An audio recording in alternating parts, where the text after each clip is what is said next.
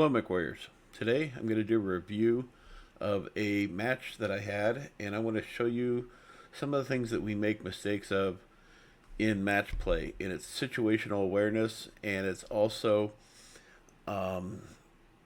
play style that seems to become a problem in different types of play modes. And this is assault mode, and so therefore staying close to your base is kind of a priority unless you're intending on taking the enemy's base. But you have to be fast enough to do it, and it also has to be the right kind of map to do it. And Ceres Metal Scrapyard can be if you have a lot of fast light mechs, but it doesn't usually work out very well in this regard because the map is being played on the vertical, as you can see in the picture. If we were playing it from the left side to the right side, it might be a thing, but since it's being played on the vertical, it's a much longer section and lots of terrestrial places you have to go around, and it's extremely hard to get up on top of a lot of the mountain hills. So you have to go through the basement, through the watery areas where the cute little red flowers are. But anyway, let's get to this match, and I actually call out at the beginning of the match what's going to happen, and it's kind of ironic. So let's start this. Hi, Scraper. I'd hope.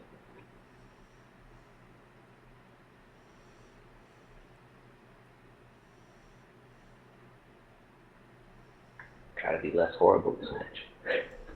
Yeah, well, it's Ceres. I mean,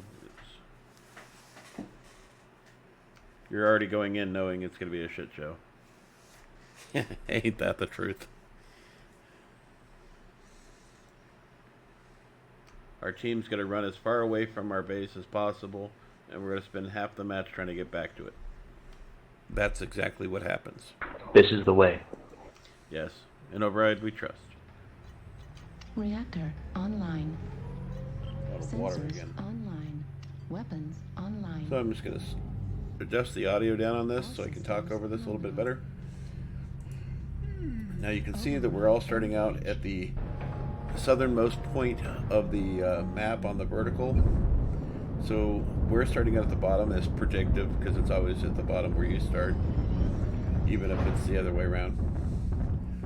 And so they started at the top section of the map, and immediately we have a bunch of players that are moving off to the typical NASCAR.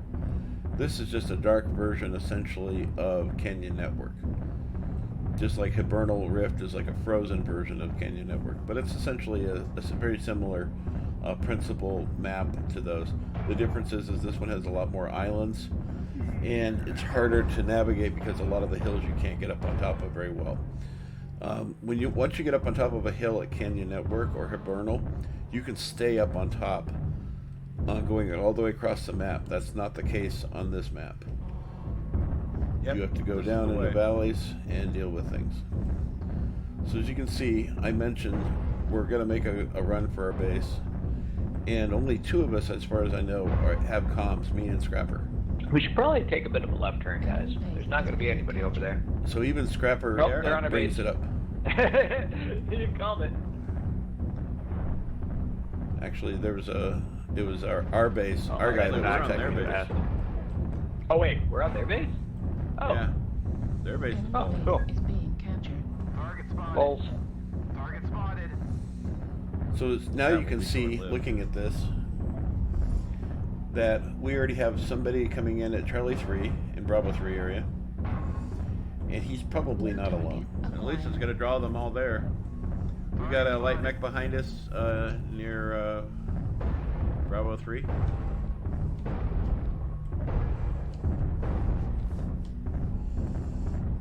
Not anymore.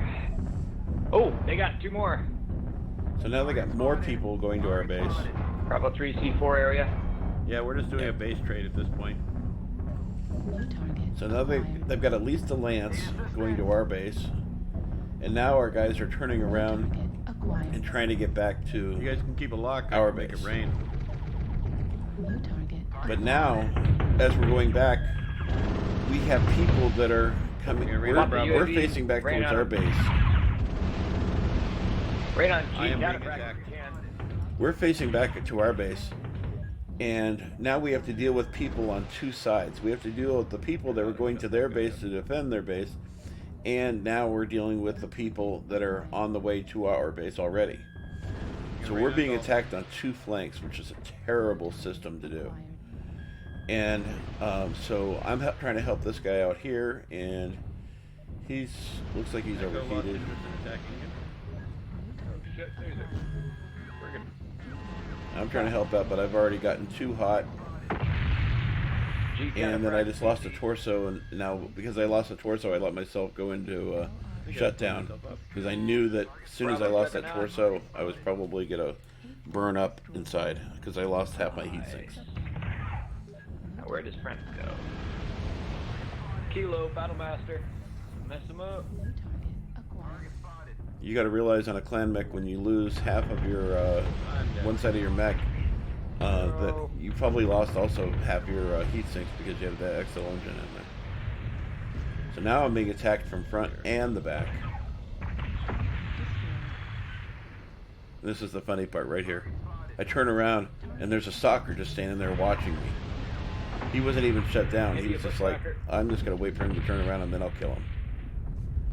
Yeah.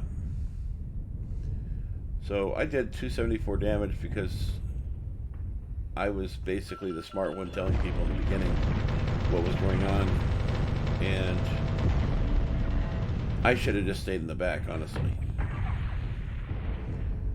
And then it just goes like this. Scrapper does pretty good. He gets, I think, another kill. And Nice kill. Thank you.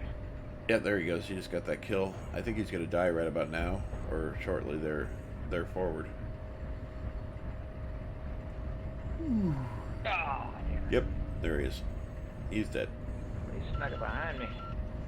Oh wait. Get out. Only a flesh one. This guy's not going to last much longer. Take Peter, I'll take it. They're going to get 2 kills in the next 30 seconds, I think it is. This Rifleman 2C, he's already dead. He just doesn't know it. Now he does. He was cored up early on, and Riflemen are just, they're sponges for getting fire. Stick to this, guys. Fire Moth? God, these things are so quick. He's dead. So, as you can see, we started going for their base, but we were too slow to get there. And then we spent the rest of the match trying to get back to our base, but it didn't make any difference because by 9 minutes and 20 seconds we were down to 1 guy. 9 minutes and yeah, remaining. And all we had left was a Hellspawn, which did the best he could, you know, with stealth armor and stuff. But so tall order to do that on this mech because it's already a hot mech. And the match is over. Nice. Scraper did 800 damage, which is nice, but the rest of us, honestly, if I don't want to sound like the guy who knows everything, because I'm not the one who knows everything. But if you look at this match score on our team, 469. There's a 624, which is pretty impressive. The Dire Wolf did that. Those two are actually brothers, as I recall. Super Waffle House and Super First Watch. I think they're brothers. There's a guy that plays father and son. I think it's like Bad Choices Are Made or something. And then it's 351, 192. Scrapper did 800, 435.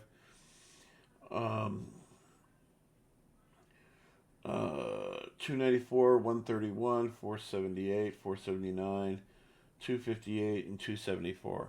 I did 274. If we had just communicated and held our base, there was no reason for us to go all the way around the base. There's no logical reason. You can argue with the point that, oh, you know, when to go after the bases, you know, we shouldn't stay and watch the one thing that can keep us from losing the match. There's no logical reason. If you, in situational awareness and battle tactics, it is always best if you can choose the field of battle. If you're already entrenched, there's an old rule that says an entrenched enemy is an enemy that's hard to beat.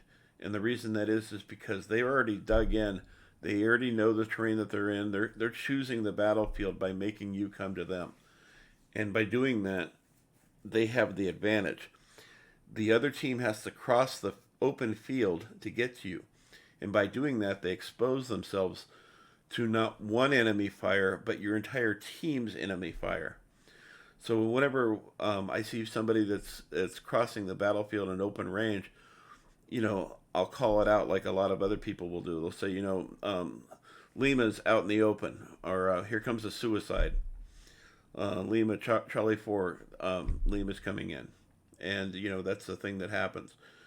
We had that today with a Kodiak 4. Kodiak 4 crossed right out into the open, and then there was a stone rhino. I don't know what this guy was thinking, but this guy was in a stone rhino Kolos, and he crossed right out in the open at Alpine Peaks. And I was like, what were you thinking? You walked right out into open range where the entire team could see you, and I think everybody got a piece of that guy. I don't think any one person got a kill most damage dealt, because as soon as he walked out, I said, hey, there's a stone rhino right on the open. I think it was at like J. I think it was like at J8 or something. I was like, what's this guy thinking? He was right out on the open, and everybody just laid on him. It was one of those scenes like out of the movie 300, where you see all the arrows flying in. That's what it looked like to this guy, probably. He was like, oh my God. All these missiles came flying in on him. And I was driving my Cobra Cat that had 2 ATM 9s, 2 ATM 12s, and then some ER small lasers on it. And another guy was driving, God, what was he? Oh, he was driving a longbow. So you could see his missiles coming in and out of barrage, because, they come in clumps. But he was doing a longbow, and I can only imagine he was running like 6 LRM-10s or something. And it was just, he was dead within seconds of taking that decision. I mean, the match started, and we all got close to our positions, and we were still walking in, and this guy came walking through, right through the center, like he didn't think anything was going to happen, and then boom, he was dead. So situational awareness and being aware of the terrain is a big keeper in being able to have a really good match. And in this match here that we just had at Ceres, knowing that the other team was going to come for our base, even having somebody tell it and then another person say it, yeah, that's probably what's going to happen, that this is the way. We still got into that situation because people are so entrenched in the idea of NASCARing around the track.